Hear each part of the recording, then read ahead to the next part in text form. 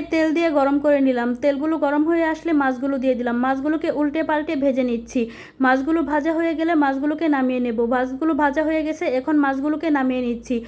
তারপর দিয়ে দিলাম পেঁয়াজ কুচি। পেঁয়াজগুলো দিয়ে তারপর অনবরত নেড়ে চেড়ে পেঁয়াজগুলোকে নরম করে ভেজে নিচ্ছি, বেশি শক্ত করে ভাজবো না। তারপর দিয়ে দিলাম পানি। পানি দিয়ে যে বাটা মশলাটা ছিল সেই বাটা মশলাটাকে দিয়ে দিলাম, দিয়ে অনবরত নেড়ে চেড়ে তারপর কষিয়ে নিচ্ছি। তারপর দিয়ে দিলাম হলুদের গুঁড়া আর দিয়ে দিলাম স্বাদ মতো লবণ। যেহেতু মরিচটা বাটা ছিল তাই এখানে আমি মরিচ দেইনি, আপনারা চাইলে দিতে পারেন।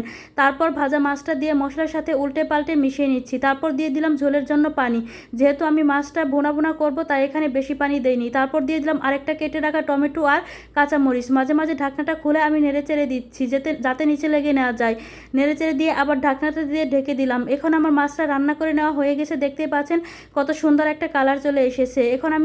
এখন উপরে একটু ভাজা জিরে দিয়ে মাছটাকে উল্টে পাল্টে নামিয়ে নেব। হয়ে গেল হোটেল স্পেশাল মাছ ভুনা।